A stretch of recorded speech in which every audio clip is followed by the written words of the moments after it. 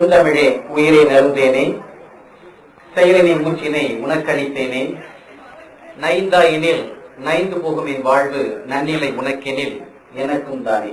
அன்னை தமிழுக்கு என்னுடைய தலைதாழ்த்திய வணக்கம்.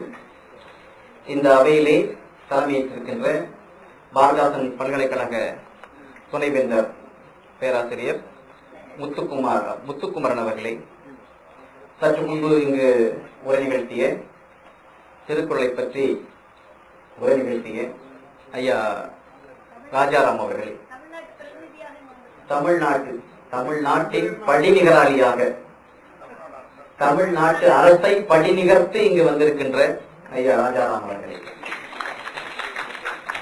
அவையில் அமர்ந்திருக்கின்ற இந்த நாட்டின் பாவாணர் வழியில் பாவலர் திருமாலனார் வழியில் வந்து ஒப்பார் மிக்கார் இல்லாத வகையில் தனித்தமிழ் சிந்தனையாளராக ஆய்வறிஞராக வைத்திருக்கின்ற நாவியர் தோழர் திருச்செல்வனார் அவர்களே, கனடாவிலிருந்து வந்திருக்கின்ற அறிஞர் ஐயா ராசத்தனார் அவர்களே, உங்கள் அனைவரையும் சொல்வதற்கு எனக்கு மனம் உண்டு. ஆனால் அனைவரையும் ஒட்டுமொத்தமாக தமிழகத்திலிருந்தும் மலையகத்திலிருந்தும் வந்திருக்கின்ற எம் அன்பு உறவுகளே, சான்றோர்களே, பெரியோர்களே, உங்கள் அனைவருக்கும் என்னுடைய முத்தமிழ் வணக்கத்தை தலைதாழ்த்தி தெரிவித்துக் கொள்கின்றேன். நெஞ்சு பொறுக்கவில்லையே, இந்த நிலைகட்ட மனிதரை நினைத்து விட்டால் என்று பாரதியார் மனமுந்து பாடினார். தமிழன் அவ்வாறு நிலைகட்டு போய்விட்டான். வரலாற்றிலே அடிமைப்பட்ட ஒரு இனமாக மிக நீண்ட நெடிய காலமாக வாழ்ந்து கொண்டு தனக்கு உரித்தான அனைத்து விழுமியங்களையும் இழந்த ஒரு இனம் இந்த நாட்டிலே தமிழினம், இந்த உலகத்திலே தமிழினம் என்பது ஒரு மறுக்க முடியாத ஒரு உண்மை. இங்கே பேசும்போது கூட அடுத்த பேச்சாளர் என்று அவையோர் எல்லாம் குரல் எழுப்பிதான் என்னை வரவழைத்தார்கள். நீங்க எல்லாம் போராடிதான் இங்கு வரவழைக்க வேண்டியிருக்கிறது. என் போன்றவர்களை இங்கு பேச வைப்பதற்கு ஒரு போராட்டம் நிகழ்த்த வேண்டியிருக்கிறது. அந்த அளவுக்கு நம்முடைய மனமெல்லாம் எதில் ஆழ்ந்திருக்கிறது, எந்த துறையில் ஆழ்ந்திருக்கிறது, எந்த நிலையில் நாம் கட்டுண்டு கிடக்கிறோம், நாம் மயங்கி இருக்கிறோம். தொல்காப்பியன் மயங்கா மரபு என்று சொன்னான். நாம் மயங்கிய மரபில் வீழ்ந்து விட்டோம். எனவே என்னுடைய தலைப்பு என்பது தமிழிய மீட்பும் அதற்கான ஆக்கப் பணிகளும் என்பது. எது தமிழியம் என்பதை நாம் உணர்தல் வேண்டும். எப்பொழுது தமிழனுக்கு தமிழ் உள்ளம் இருக்கிறதோ, எப்பொழுது தமிழன் தமிழ் அறிவை பெறுகின்றானோ, எப்பொழுது தமிழன் தமிழ் பண்பை பெறுகின்றானோ, எப்பொழுது தமிழன் தமிழ் வாழ்வை வாழ்கின்றானோ, அவனுடைய வாழ்வியல் நெறிகள் தமிழியம் என்று கூறப்படும். அதுதான் என்னுடைய பார்வை தமிழியத்தை பொறுத்தவரை. இந்த பார்வையை சற்று முன்பு திருக்குறளை பற்றி உரை நிகழ்த்துகிற பொழுது முற்றுமுழுதாக இந்த உலகத்தில் தமிழன் யார் என்று இந்த உலகத்தின் உச்சாணி முகத்தில் இருந்து உலக மக்களுக்கெல்லாம் உரத்து கூவிய எங்கள் தமிழன் இப்படிப்பட்ட மானமிக்க மாண்புமிக்க இனம் என்று உரத்து அடையாளப்படுத்தி காட்டியவன் வள்ளுவ பெருமான் என்பதை நாம் மறுக்க முடியாது. அதுதான் உலக மக்கள் எல்லாம் உலக புதுமையை பார்த்த பேரறிவர்கள் அனைவருமே வள்ளுவனை பார்த்துதான் தமிழனை பார்த்தார்கள். லியோ டால்ஸ்டாய், ஆல்பர்ட் ஸ்வைட்சர், ஏன் இந்தியாவில் இருக்கின்ற காந்தி கூட, இவர்கள் அனைவருமே வள்ளுவனை பார்த்து தமிழனை பார்த்தார்கள். அப்பொழுதுதான் தமிழன் யார் என்று அவர்களுக்கு அடையாளம் தெரிகிறது. ஏனென்றால் இந்த நாம் அப்படி ஆகிவிட்டால் 2000 ஆண்டுகளுக்கு முற்பட்ட வள்ளுவ நெறியும் தொல்காப்பிய நெறியும் தமிழனுக்கு மீண்டும் நாம் அடையாளப்படுத்த வேண்டியிருக்கிறது. தமிழா நீ யார், உன் மொழி யாது, உன் இனம் என்ன, உன் பண்பாடு என்ன, உன் நாகரிகம் என்ன, உன் வாழ்வு என்ன, அந்த நிலையில் தமிழன் இப்பொழுது வாழ்ந்து கொண்டிருக்கிறானா என்று கேட்டால் தமிழன் தமிழ் உரு போர்த்து இருக்கின்றான். அவ்வளவுதான். தமிழனாக தமிழன் வாழவில்லை. இதுதான் உண்மை, நடத்தியல் உண்மை. வாழ்வியல் ஆக்க வேண்டும் திருக்குறள் என்று ஐயா முத்துக்குமார் அவர்கள் கூறினார்கள். ஆனால் வாழ்வியல் திருக்குறள் இருக்கிறதா? வெறும் மேடை பேச்சுகளில் மட்டும்தான் திருக்குறள் இருக்கிறார். மூச்சுக்கு மூச்சு, பேச்சுக்கு பேச்சு தமிழை பேசுகின்றோம். ஏதோ பாராட்டினார்கள் தமிழகத்து பேராசிரியர் பெருமக்களை. ஒரு சொல் கூட ஆங்கிலம் கலக்காமல் பேசுகிறார் என்று தமிழனை பார்த்து பாராட்ட வேண்டிய ஒரு அவலநிலை நமக்கு ஏற்பட்டிருக்கிறது. இதெல்லாம் என்ன நடந்திருக்கும்? ஃபாரஸ்ட் அனிமல்லாம் சேவ் பண்ணணும்னா நம்ம முதல்ல ரோட்ல பார்த்தா டிரைவ் பண்ணக்கூடாது சார். இதுதான் நாங்கள் தமிழகத்துக்கு வந்திருக்கின்ற பொழுது ஊடகக்காரர்களும் மற்றவர்களும் பேசுகிற பேச்சு. எனவே அங்கு தமிழ் மாறவில்லை. உள்ளங்களில் சில நல்ல தமிழ் உணர்வாளர்கள் அறிஞர்கள் நடுவிலே தமிழ் வாழ்கிறது. தமிழ் பிறந்த மண், தமிழ் வாழ்ந்த மண், தமிழ் உயிர்க்கும் மண். அதுதான் நான் மறுக்கவில்லை. அங்கிருந்தான் என் போன்றுடைய முன்னோர்கள் இங்கு வந்தனர். அதன் வழி வந்தவர்கள் தான் நாங்கள் எல்லாம். அந்த வழியிலே நாங்கள் சிந்திக்கின்றோம். பாவாணர் தோன்றிய மண் அந்த மண், தேவனைய பாவாணர் தோன்றிய மண் அந்த மண், இல்லையா? ஆனால் தமிழ் எந்த நிலையில் இருக்கிறது? எனவே தமிழ் வாழ்ந்தால்தான், தமிழ் உள்ளம் பெற்றால்தான் தமிழன் தமிழனாக வாழ்வான், தமிழையும் நிலைக்கும். இதைத்தான் பாவேந்தர் பாரதிதாசன் சொன்னார். வாழ்வினில் செம்மையை செய்பவள் நீயே சொல்லிட்டு சொல்றான். மாண்புகள் நீயே என் தமிழ் தாயே மாண்புகள். வாழ்வினில் செம்மையை செய்பவள். தமிழை கற்றால், தமிழை உணர்ந்தால் வாழ்வில் செம்மை ஏற்படும். அறம் செய்ய விரும்பு என்று பள்ளியில் அடியெடுத்து வைக்கின்ற பொழுதே பிள்ளைகளுக்கு நம்முடைய ஆசான்கள் கூறி சொல்லிக் கொடுக்கிறார்கள். அறம் செய்ய விரும்பு, ஆறுவது சினம் என்று 2 சொற்களை கொண்டு கூறுகின்றார். மிக சுருக்கமா அறம் செய்ய விரும்பு 3, ஆறுவது சினம் 2 தான். எவ்வளவு பெரிய உயர் நெறி, உயர் சிந்தனை. ஓதாமல் ஒரு நாளும் இருக்க வேண்டாம், ஒருவரையும் பொல்லாந்து சொல்ல வேண்டாம், மாதாவை ஒரு நாளும் மறக்க வேண்டாம், வஞ்சனைகள் செய்வாரோடு இணங்க வேண்டாம். இதை விட வேற என்ன அறநெறி, இதை விட வேற என்ன ஐப்பு, இதை விட வேற என்ன புதுக்கதை சொல்ல வேண்டியிருக்கிறது நான் கேட்கின்றேன். அன்றைக்கே தொடங்கிட்டான் இல்லைங்களா? தமிழியம் என்பது தமிழன் வாழ்வு, தமிழ் வாழ்வாக இருக்க வேண்டும். நான் குறித்த நேரத்தில் முடித்து விடுகிறேன். என்னுடைய 15 மணித்துளிகளை அவங்க எடுத்துட்டாங்க. கேள்விகளுக்கு இடம் இல்லை. உங்களெல்லாம் 7:30 மணி வரைக்கும் நான் அதுக்கு மேல விட முடியாது. வயிற்று பசிக்கும். எதுக்கும் தாங்குவான் தமிழன், பைத்திக்கு தாங்க மாட்டான். சரி, எனவே என்னுடைய பார்வை என்பது என்ன? தமிழனை நாம் 1000 மாநாடுகள், உலக தமிழ் ஆட்சி மாநாடுகள் கூட்டி பல மாநாடுகள் கூட்டிட்டோம். எத்தனையோ மாநாட்டு அரங்குகள் பேசிட்டோம், எத்தனையோ எழுத்துகள் எழுதிவிட்டோம், எத்தனையோ பாடல்கள் பாடிவிட்டோம். ஆனால் இன்னும் நம் வாழ்வில் மலர்ச்சி ஏற்பட்டதா? உயர்ச்சி ஏற்பட்டதா? தமிழுடைய விழுமியங்கள் மீட்டெடுக்கப்பட்டனவா? இன்னும் இல்லை. இன்னும் தமிழன் தன் பெயரை ஆங்கிலத்தில் ஒரு எழுத்தையும் மற்றதெல்லாம் தமிழ் எழுத்தையும் மாற்றி 2 மொழியில் எழுதி கொண்டிருக்கிற ஒரு இனமாக தமிழ் இருக்கின்றான். உண்மையா இல்லையா? எத்தனை பேர் இங்கே அமர்ந்திருக்கின்ற அன்பர்கள் என்னை பொறுத்தர வேண்டும். அன்பு பொறுத்து உங்களை யாரும் அவமதிக்கின்ற நோக்கத்தை நான் கேட்கவில்லை. உங்களுடைய கையெழுத்துக்களை தமிழில் எழுதுகின்றீர்கள். நெஞ்சத்தை தொட்டு சொல்லுங்கள். பாராட்டுகள், வாழ்த்துக்கள் ஐயா. உங்களை வாழ்த்துவதற்கும் பாராட்டுக்கு அறவே கிடையாது. ஆனால் இன்றைக்கு தமிழன் எப்படி தமிழில் பேசினால் நாம் பாராட்டுகின்றோமோ அது போல தமிழ் சான்ற அடையாளங்களை தமிழன் மீட்டெடுக்கின்ற பொழுது அதை பாராட்ட வேண்டியிருக்கிறது, தமிழனுக்கு ஊக்கப்படுத்த வேண்டியிருக்கிறது. அடுத்த கட்ட தலைமுறை தமிழ் தலைமுறையாக வளருமா வாழுமா என்ற ஒரு ஐயம், ஒரு அச்சம் எங் போன்றவருடைய நெஞ்சங்களிலே மிகவும் உறுத்தி கொண்டிருக்கிறது. ஒவ்வொரு நாளும் ஒவ்வொரு பொழுதும் அங்காந்து நொந்து வெந்து கொண்டிருக்கின்றோம். இதுதான் உண்மை. அதாவது பாதை மாணிக்க நாயக்கனார் ஒரு ஆய்வு செய்தாராம். ஒரு ஆய்வு செய்திருக்கிறார். என்ன ஆய்வு? பல்வேறு பிறமொழிகளை பேச வைத்து பாட வைத்து நாடி துடிப்பு அறிந்திருக்கிறார். அப்படி நாடி துடிப்பு அறிந்ததிலே தமிழை பேசியவன் தமிழை பேசியவனுடைய நாடி துடிப்பு மட்டும்தான் மிக சரியாக, மிக சிறப்பாக இயங்கியதாம். ஆக பிந்திய நிலையிலே பட்டென்று போகக்கூடிய இயங்கிய நாடி துடிப்பு சமஸ்கிருத மொழியை பேசியவனுடைய நாடி துடிப்பு. அதனால ஒன்று புரிந்து கொள்ள வேண்டும். யார் யாரெல்லாம் ஹா ஹூ ஹி என்று கத்துக்கிறானோ அவன் பட்டுன்னு போயிருவான். ஆனா அதிகமான காத்து. இன்றைக்கு என்ன நடந்து கொண்டிருக்கிறது? தமிழருடைய இல்லங்களிலே, தமிழருடைய திருமணங்களிலே தமிழ் இருக்கிறதா? இதை நான் புதிய செய்தியில நான் சொல்வது புதிய செய்தியே அல்ல. என்னிலும் மேலான, என்னிலும் ஆற்றல் வாய்ந்த பேரறிவர்கள் பலர் கூறிய பேச்சுக்கள், பேசிய பேச்சுக்கள், எழுதிய எழுத்துக்கள். ஆனால் இன்றும் நடைமுறையில் என்ன? தமிழன் வழிபாடு செய்கிற போது தமிழுடைய வழிபாட்டில் கோயிலில் தமிழ் வாழ்கிறதா? தமிழ்நாட்டிலேயே போராட்டம் செய்ய வேண்டியிருக்கிறது. ஐயா ஆறுமுகம் சுவாமி அவர்கள் அடித்து விரட்டலாம். அவர் இந்த முதியோர் தமிழில் வழிபாடு செய்கின்ற தமிழ் மண்ணில பேசியதற்காக இன்னும் மாற்றமில்லை. தமிழனுடைய மொழியிலே ஒரு காலத்திலே சமஸ்கிருத கலப்பு, அதற்கு பெயர் மணிப்பிரவாளன் அடங்கி வைத்தான். அது ஓரளவு மறைமலடிகளார் போன்ற பெருமக்கள் எல்லாம் போராடி அது ஒரு பெரிய விடிவை கொண்டு வந்து மாற்றத்தை கொண்டு வந்தார்கள். எனவே நல்ல தமிழாக இருந்தது. மாயவரமாக இருந்தது ஒரு காலத்திலே மயிலாடுதுறை, அப்புறம் மாயவரம், பிறகு மீண்டும் மயிலாடுதுறை என்று பெயர் பெற்றது. ஆனா இப்ப மாயவரம் அழைச்சிட்டு எனக்கு தெரியல, மயிலாடுதுறை அழைக்கிறாங்க எனக்கு தெரியல. அதே போல பல ஊர் பெயர்கள், ஆட்பெயர்கள். முருகன் என்ற அழகு தமிழ் பெயர் இருக்க சுப்பிரமணியன் இல்லையா?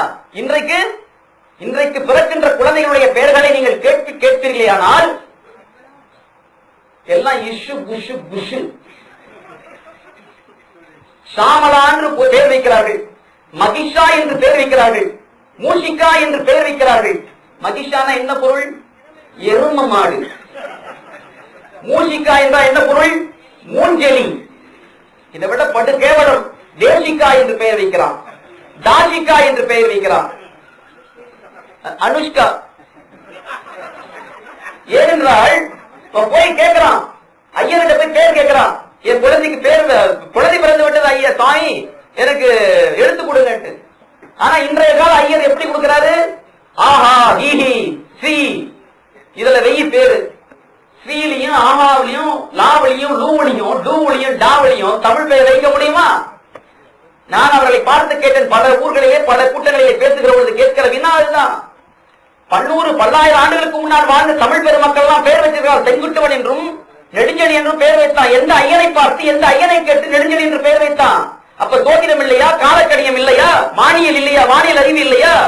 அந்த 12 கோள்களும் 12 ஓரைகளும் 12 ஓரைகளும் அன்று இருந்தனவே இன்றும் அதே 12 ஓரைகள் தானே. ஏன் இந்த மாற்றம்? எப்படி இந்த மாற்றம் வந்தது? முதலில் வேறு ஒன்றுங்களா, நம்ம தமிழாராய்ச்சி மாநாட்டிலேயே முதல் தொடக்க அவையிலேயே நாங்கள் அமர்ந்து கொண்டு கேட்கிற பொழுது என்ன பாடல் பாடப்பெற்றது படிக்கலாமா? நான் கேட்கிறேன். தமிழை மீட்க வந்த, தமிழை ஆய்வு செய்த மாநாட்டில் தெலுங்கையும் சமஸ்கிருதத்தையும் படிக்க வைத்து ஆடலாமா? தமிழுக்கு என்ன இசை இல்லையா? இது என்ன படு கேவலம்? அதெல்லாம் பாவாளர் முதலாவது தமிழ் ஆராய்ச்சி மாநாட்டை பார்த்து கூறினார், கொண்டான்மார் கூத்து என்று கூறினார். போராளம் முறையில் கொண்டான்மார் கூத்து. அதற்காக மாநாடு கூட்டக்கூடாது. இந்த மாநாடு கூட்டினோம் என்றால் அது ஒரு மீட்பு இருக்க வேண்டும். தமிழின் தனித்தன்மையை, தமிழின் உயிர்ப்பை வெளிப்படுத்த வேண்டும். தமிழ் எப்பொழுது வாழும்? தமிழுடைய உள்ளத்தில் தமிழ் உயிர்ப்பு இருக்க வேண்டும். தமிழுடைய உள்ளம் தமிழ் உள்ளமாக இருக்க வேண்டும். தாய்மொழி மீது, தாய் மீது அன்பு இருந்தால் தான் தாயை பேணுவான்.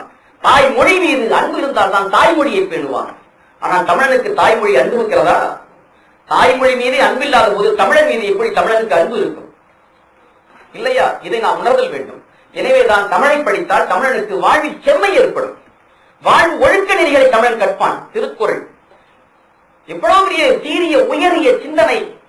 பாவாணர் சொன்னார், பகுத்துன் அறம் என்ற ஒரு அறத்தை பாவாணருடைய மண்ணில் வின் என்ற அரிய நூல், அந்த நூலிலே குறித்திருக்கிறார். பகுத்துன் அறம். உலகில் அறங்கள், உலகில் அரசியல் பலவாறு இருக்கின்றன. ஆனால் 1000 ஆண்டுகளுக்கு முன்னாலே உலகத்திற்கு தமிழன் கூறிய அறம் பகுத்தூன் அறம். பகுத்துண்டு பல்லுயிர் ஓம்புதல், பகுத்துண்டு பல்லுயிர் ஓம்புதல், நூலோர் தொகுத்தவற்று எல்லாம் தலைநானே. அறிவோர்கள், நூலை கற்றறிந்த மேலோர்கள், சான்றோர்கள் தொகுத்தவற்று எல்லாம் மேலான அரிய சிந்தனை பகுத்தும் அறம். அந்த சிந்தனையை உலகத்திற்கு வெளிப்படுத்தியவன் தமிழன். எனவே பெரியவர்களே, தமிழியம் என்பது, தமிழ் வாழ்வு என்பது என்ன என்பதை நாம் முதலில் உணர்ந்து கொள்ள வேண்டும். நம்முடைய அடையாளங்கள் தமிழ் அடையாளங்களாக இருக்க வேண்டும். நாம் தமிழராக வாழ்தல் வேண்டும். முதலில் நம் இனப்பெயரை நாம் தமிழர் என்று உணர்த்தல், உலகிற்கு உரைத்தல் வேண்டும். தமிழன் அங்கிருந்து இங்க வந்தான், எங்க தமிழகத்திலிருந்து இங்க வந்தான். அப்ப வருகின்ற பொழுது அங்க தமிழ்நாடு பெயர் கிடையாது. பின்னால் தான் தமிழ்நாடுன்னு பெயர் வைத்தார். அப்படி நாடு என்று வரலாற்றுல ஏதாவது பதிவாவது இருக்குமே. ஏன்னா நாடு எங்க இருக்கு? தமிழருக்கு நாடு தெற்கிலிருந்து இருந்து வடக்கு வரை ஒரு மொழி வைத்தாங்களாம். மண்ணு தமிழன், மண் தமிழன் என்று பாடுகிறோம், பேசுகிறோம். தமிழனுக்கு நாடு கிடையாது. 49 நாடுகள் குமரிகண்டத்தில் இருந்ததாக வரலாற்று குறிப்புகள் காட்டுகின்றன. ஆனா குமரிகண்டமே கடலுக்குள் மூழ்கி விட்டார் இல்லையா? எனவே நாடு இல்ல.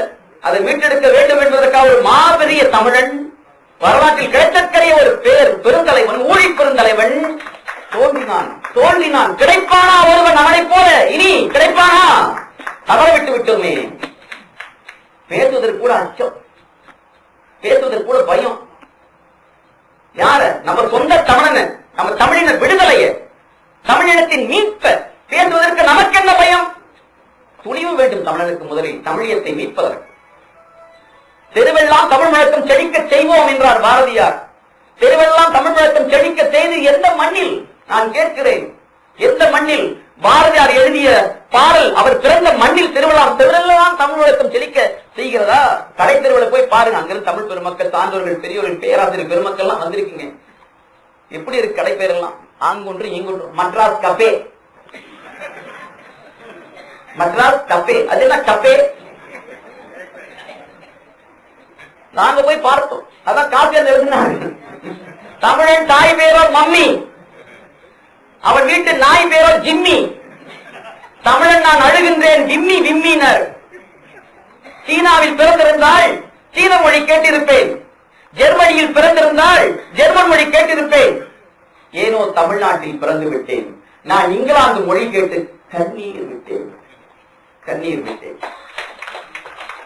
அந்த அளவுக்கு நம்முடைய வீழ்ச்சி இருக்கிறது. பெரியோர்களே, சான்றோர்களே, யார் மனத்தையும் புண்படுத்துவதற்காக நான் இதை பேசவில்லை. நொந்து கொண்டிருக்கிறோம். நாம் பேசிய காலம் எவ்வளவோ. இனி நாம் செயலாக்கத்திற்கு வருதல் வேண்டும். நம் குழந்தைகளுக்கு, நம்முடைய பேர பிள்ளைகளுக்கு, நம்முடைய அடுத்த கட்ட தலைமுறையாவது நாம் தமிழ் தலைமுறையாக நாம் மீட்டெடுத்து கொண்டு வருதல் வேண்டும். இல்லை என்றால் தமிழன் அழிவான். இன்றைக்கு தமிழன் என்று எழுதுவதற்கே, தமிழ் என்ற பெயரை சுட்டுவதற்கே இன்றைக்கு அடையாள ஆவணத்திலே இந்த நாட்டிலும் சரி, தமிழகத்தில் எனக்கு தெரியவில்லை தமிழ் என்று சுட்டிக் கொள்கிறார்களா அல்லது அடையாள பத்திரிகை தமிழ் என்று எழுதுகிறார்களா எனக்கு தெரியவில்லை. ஆனால் மலேசியாவிலே அந்த தமிழ் மண்ணில் தான் நாங்கள் வந்தோம். எங்கள் நாட்டு பிறப்பாவணத்திலே எங்கள் குழந்தைகளுக்கு நீங்கள் எந்த இனம் என்று கேட்கிற பொழுது நாங்கள் தமிழர் என்று எங்கள் யாரும் எழுதுவதில்லை, எழுதுவதில்லை. என்னன்னு கேட்டால் நாங்கள் இந்தியாவிலிருந்து வந்தோமா? இந்தியாவில் வந்தவன் தான் பஞ்சாபி சிங்கு. ஆனால் ஒருபோதும் அவன் இந்தியான் என்று எழுதுவதில்லை, இந்தியன் என்று எழுதுவதில்லை. அவன் பஞ்சாபின்னு எழுதுகிறான், சிங்குன்னு எழுதுகிறான். அவன் மட்டும் எப்படி தனித்து விளங்குகிறான்? அவன் மட்டும் தன்னை ஒரு தேசிய இனமாக எப்படி அடையாளப்படுத்திக் கொள்கிறான்? அவனை விட முந்தைய பல்லாயிரம் ஆண்டுகள் தொன்மை வாய்ந்த பழம்பெரும் நாகரிகத்திற்கு சொந்தக்காரர்கள், உலகத்திற்கெல்லாம் நாகரிகத்தை கற்றுக் கொடுத்த பழம்பெரினம் நம் இனம். அப்படிப்பட்ட ஒரு வரலாற்று தொன்மை மிக்க இனமாகிய நாம் இன்று அடிச்சுவடை இல்லாமல் அழிந்தொழிவதா? எனவே பெருமக்களே, தமிழியம் என்பது தமிழன் தமிழனாக வாழ்வது, தமிழ் வழி கொண்ட வாழ்க்கை வாழ்வது, அதன் வழியாக அந்த விழுமியங்களை நாம் மீண்டும் நம்மிடையே மீட்டு புலர்கின்ற பொழுது தமிழியம் மீட்டெடுக்கப்படும். நம்முடைய இசை, தமிழருடைய இசை, முத்தமிழ் என்று தமிழை கூறினார்கள், இயல் இசை நாடகம் என்று. இசை என்பது, இசையை மொழியாக கூறிய ஒரே ஒரு இனம் இந்த உலகத்திலே தமிழினம் மட்டும்தான். உலகத்தில் வேறு எந்த இனமாக இருக்கிறார்? நானும் சீன இனத்தையும் மலாய் இனத்தையும் இங்கே பாருங்க, நாங்கள் பள்ளின மக்களோடு வாழ்கிறோம். அவங்க யாரும் மும்மலாய்ன்னு சொன்னது கிடையாது, அவங்க யாரும் முச்சீனம் சொன்னது கிடையாது. நீங்க எல்லாம் ஆங்கிலத்தை நன்கு கற்றிருப்பீர்கள். அவன் யாரும் மூவாங்கிலம் சொல்கிறானா? கிடையாது. தமிழன் மட்டும்தான் முத்தமிழ்னு சொன்னான். ஏன்னா தமிழ் அது இருந்தது. தமிழ் மொழியை இசையை தவிர்த்து தமிழ் மொழி இல்லை, இல்லைங்களா? பாடல்கள் அனைத்துமே நம்முடைய கலவை இலக்கிய பாடல்கள் அனைத்துமே பாடல்களாக இருந்தன, பாக்களாக இருந்தன, இசையாக இருந்தன. இசை தெலுங்கானது பாட்டினிலே என்று கூறுகிறார்கள். பாடல் இருக்கிறது இல்லையா? தமிழ் இசை போயிடுச்சு. தமிழிசைக்கு இசைக்கு மும்மூர்த்திகள் யாருன்னு கேட்டா யார் பேர் நாம சொல்றோம்? தியாகையர், சியாமா சாஸ்திரி, அடுத்து ராமச்சந்திர முத்துசாமி தீட்சிதர், இவர்கள் பெயரை தான் நாம் குறிப்பிட்டுக் கொண்டிருக்கிறோம். ஆனா அவர்களுக்கும் 200 ஆண்டுகளுக்கு முன்னே வாழ்ந்த நம்முடைய மாரிமுத்தா பிள்ளையும் முத்துத்தாண்டவரையும் அருணாச்சல கவிராயருக்கு எங்காவது தமிழ்நாட்டில் இசை மும்மூர்த்தி தமிழ் மும்மூர்த்திகள் விழா எடுக்கிறார்களா? நான் கேட்கின்றேன். ஐயா, எடுக்கிறீங்களா? வாழ்த்துக்கள், பாராட்டுகள். ஆனா அவனை விட மேலாக உலகத்திற்கு நீங்கள் அறிவித்து எடுக்க வேண்டும். மணிமண்டபம் கட்டிருக்கீங்களா? வாழ்த்துக்கள். ஆனால் நடப்பில் இல்லைங்கய்யா,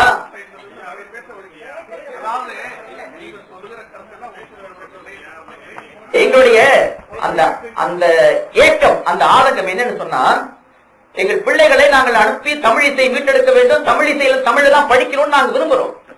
ஆனா பிள்ளை படிச்சுட்டு வரும்போது அங்கிருந்து வந்தாலும் சரி, இங்கிருந்து வந்தாலும் சரி, எதை படிக்கிறதுனா கீர்த்தனைகள், தெலுங்கு கீர்த்தனைகள் சொல்லியும் இந்த சமஸ்கிருத பாடல் தான் படிச்சுட்டு வராங்க. நான் என்ன கேட்கிறேன், மீட்டெடுப்பு நான் என்ன நினைக்கிறேன்னா, இன்னும் தமிழ் இசை வரலாற்று நான் சொல்லி கீய முத்தமிழ் காவலர் சொல்லிட்டாரு, நம்முடைய ராஜா சார் அண்ணாமலை செட்டியார் இசைக்கொள்கை அமைந்திருக்கிறாரு. எல்லாம் வரலாற்று நாங்க படித்ததுதான், பார்த்ததுதான். ஆனா நடப்பு முறையில் பார்க்கிற பொழுது இன்னும் தமிழுடைய ராகப்பெயர்கள், பண்பெயர்கள் தமிழாக இல்லை. சொல்லிக் கொடுக்கிற பொழுது அந்த பழைய அந்த சமஸ்கிருத வடிவத்திலேயே சொல்லிக் கொடுத்துக் கொண்டிருக்கிறார்கள். மீட்பு இன்னும் நடக்கவில்லை. அதான் சொல்கிறேன். அம்மா, உங்களுடைய வேண்டுகோள் தான் என்னுடைய வேண்டுகோளும். அதைத்தான் நான் முன்வைக்கிறேன். ஐயா, இந்த மாநாட்டுக்கு வந்தீங்க, இந்த வந்ததோடு ஏதோ 3 நாள் 4 நாள் இந்த இடத்துல இருந்தோம், கூடி கலந்த கூட்டமாக நாம் ஆகிவிடக் கூடாது. ஒரு மாற்றம் வருதல் வேண்டும், ஒரு திருப்பம் வருதல் வேண்டும். போனதுமே முடிந்தா சூட்டோடு தொடா போய் பரப்புரை செய்யுங்க. தமிழர்களே, உங்கள் குழந்தைகளுக்கு தமிழில் பெயரிடுங்கள் என்று பரப்புரை செய்யுங்க. ஒரு 10 பேருக்காக தமிழ் பெயர் சூட்டுங்க. இரண்டாவது, நான் மலேசிய தமிழர்களை தான் சொல்லுகிறேன். இங்கேயும் ஒன்னும் அந்த மாதிரி இல்ல, இங்கேயும் பெரிய பிடிப்பு ஒண்ணும் கிடைக்கல, இங்கேயும் அப்படித்தான். தமிழ்நாட்டு மக்களை நான் தாழ்த்தி விட்டு மலேசிய மக்களை பெருமையாக நான் சொல்லவில்லை. நாங்கள் பேசுகிற தமிழை பார்த்து விட்டு ஏதோ மலேசியாவை செந்தமிழ் வாழ்கிறது என்று நீங்கள் சொல்லலாம், பெருமை கொள்ளலாம், உண்மையும் கூட. ஆனால் இங்கேயும் மிக பேர் அழிவு நடந்து கொண்டிருக்கிறது. ஏன்னா எங்க பிள்ளைகள்லாம் மலாய்க்காரோடு கலக்கிறார்கள். 50 விழுக்காட்டுக்கு மேலானவர்கள் மலாய்மொழியில் படிக்கிறார்கள். என்ன நடக்கிறது? மலாய் கலந்து பேசுறாங்க. அங்க எப்படி ஆங்கிலம் கலந்து பேசுகிறீங்களோ, இந்த ஸ்ட்ரெயிட்டா போயிட்டு அங்க ஒரு ஜங்ஷன் வரும், அப்படியே லெப்ட் பக்கம் கட்டு பண்ணுங்க, இன்னொரு பாதை வரும், ஜங்ஷனு கட்டு ஸ்ட்ரெயிட். அந்த மாதிரி இங்கேயும் பேசுறான். எங்க செகு கிருஜாருமா கொடுத்தாங்க, நாங்க செப்பாட்டா தியா பண்ணிட்டு அந்தார் பண்ணிட்டு. தமிழ்நாட்டு மக்களுக்கு விளங்காது. எங்க ஆசிரியர் பள்ளி வீட்டு பாடம் கொடுத்தார்கள், நாங்கள் விரைவாக செய்து விட்டு கொடுத்து விட்டோம் என்பதுதான் அது மலாயில. எனவே இங்கேயும் சீர்கேடு வந்து கொண்டிருக்கிறது. இங்கேயும் தமிழர்கள் தங்கள் குழந்தைகளுக்கு தமிழில் பெயர் சூட்டுவதில்லை, அந்த அளவுக்கு வீழ்ச்சி. எனவே தமிழிய மீட்பு என்பது ஒரு உறுதி வாய்ந்த தமிழ் உள்ளத்தால் துணிவான முறையில் நான் தமிழ் என்ற உணர்வோடு தமிழர்கள் தன் குடும்பத்தின் முதலில் பாவலர் பெருஞ்சித்தனார் சொன்னார் அல்லவா, ஊரை திருத்து முன் உலகை திருத்து முன் உன்னை திருத்தடா தமிழா, ஊரை திருத்து முன் உலகை திருத்து முன் உன்னை திருத்தடா தமிழா. அப்ப நீங்க மட்டும் என்ன உங்களை திருத்திட்டா இருக்கீங்க அப்ப நீங்க கேட்கலாம். நான் என்னை திருத்திக் கொண்டுதான் நான் பேசுகின்றேன். ஏனென்றால் நூற்றுக்கணக்கான குழந்தைகளுக்கு, என் குழந்தைகளுக்கு மட்டுமல்ல, என்னுடைய நான் ஒவ்வொரு நாளும் ஒவ்வொரு பொழுதும் ஒவ்வொரு இடத்திலும் சென்று பரப்புரை செய்து கொண்டிருப்பவன். என்னுடைய அன்பர்கள், தோழர்கள், பெருமக்கள் இங்கு வந்திருக்கிறார்கள். அவர்களுக்கு தெரியும் நாங்கள் யார் என்று. என் ஆர்விய தோழர் திருச்செல்வடா பேரறிவர், இந்த நாட்டில் ஒரு மிகச் சிறந்த தமிழறிஞர் திருச்செல்வன் இங்கு அமர்ந்திருக்கிறார். அவர்களுக்கு தெரியும் நாங்கள் என்ன செய்து கொண்டிருக்கணும். நாங்கள் எல்லாம் இந்த நாட்டிலே தமிழியத்தை, தமிழ் நெறியை மீட்பதற்காக தோன்றிய 3 பெரும் சான்றோர்களை நான் நினைவு கூற விரும்புகிறேன் இந்த வேளையில. ஒருவர் இப்போட பாவாணர் தமிழ் மன்றத்தை நிறுவிய ஐயா சாசி குறிஞ்சிக்குமரனார், சாசி சுப்பையா. பாவாணருடைய வரலாற்றை அறிந்தவர்களுக்கு ஐயா குறிஞ்சிக்குமரனாரை கண்டிப்பாக கட்டாயமாக தெரிந்திருக்கும். இப்போ மண்ணிலே பாவாணருக்கு மன்றம் அமைத்தவர். தொடக்க காலத்திலே இங்கே ஐயா பூங்குட்டனார் வந்திருக்கிறாரு. ஐயா வணக்கம் ஐயா. பாவலர் பெருஞ்சித்தனாருடைய மகனாருக்கு வந்திருக்கிறார்.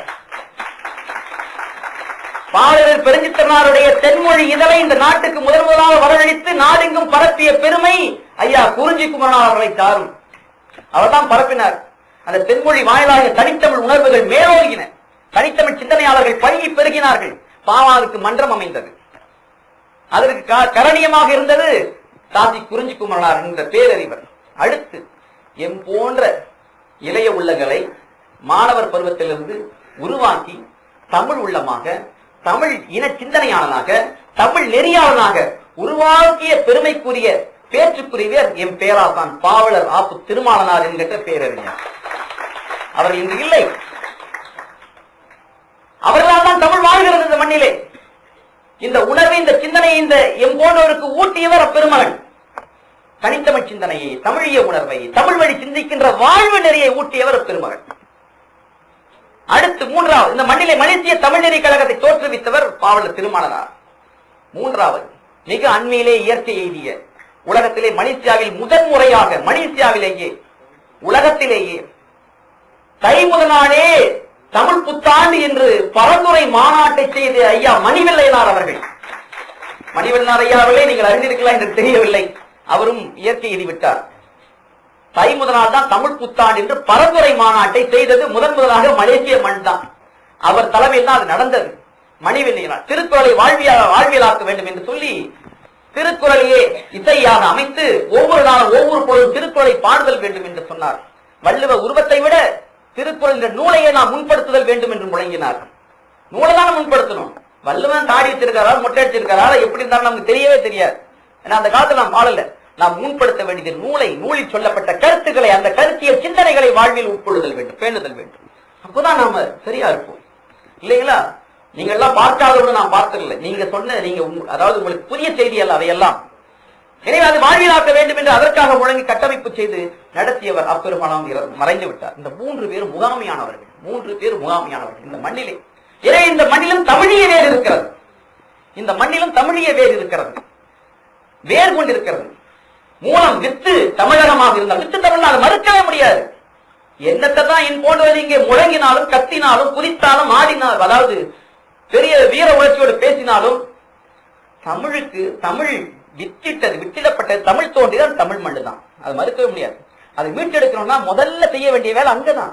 ஏன்னா அங்கதான் நம்முடைய முன்னோர்கள், நம்முடைய மண், நம்முடைய சொந்த மண். இந்த மண் எங்களின் சொந்த மண் சொன்னாரா இல்லையா காசியாமன் அவர்கள்? அது போல தமிழனுக்கு சொந்த மண் தமிழ் மண், தமிழக மண்.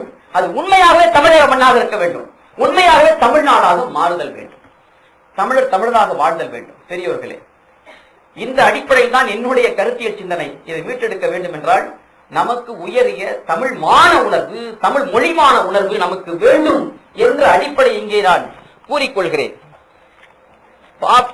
பாவேந்தர் பாரதிதாசன் இந்த பாடலை கூறினார். நான் ஒரு இசையாக பாட்டாக படித்துவிட்டு முடித்துக் கொள்கிறேன். கர்ணாமிரத சாகரம் என்ற ஒரு உயரிய நூலை பல பக்கங்களில் எழுதியவர் ஏப்ரஹாம் பண்டிதர்.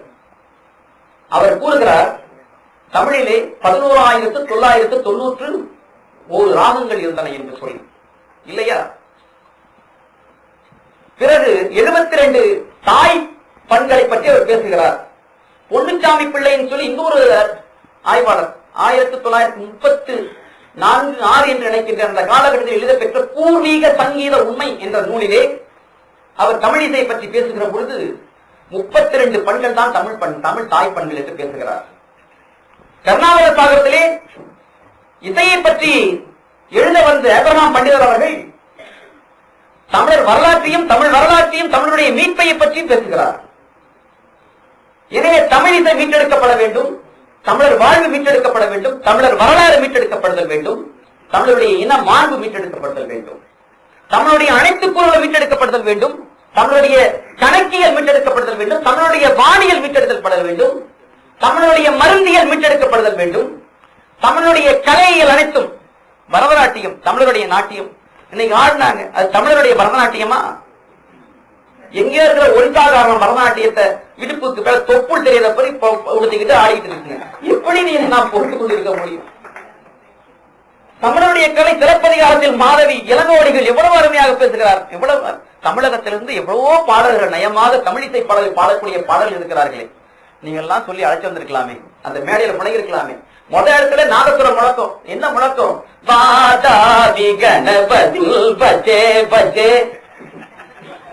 நீங்கெல்லாம் கேட்டீங்களா எனக்கு தெரியல. நானும் நம்முடைய தோழரோ அதை உற்று கவனித்துக் கொண்டிருந்தோம். தமிழாராய்ச்சி மாநாட்டுல எங்கே தமிழ் ஆயப்படுகிறது, என்னைக்கும் ஆஞ்சிட்டா தமிழை இன்னும் தமிழை ஆராய்ச்சி பண்ணி கொண்டிருக்கிறது தேவை இருக்கிறதா எனக்கு தெரியவில்லை.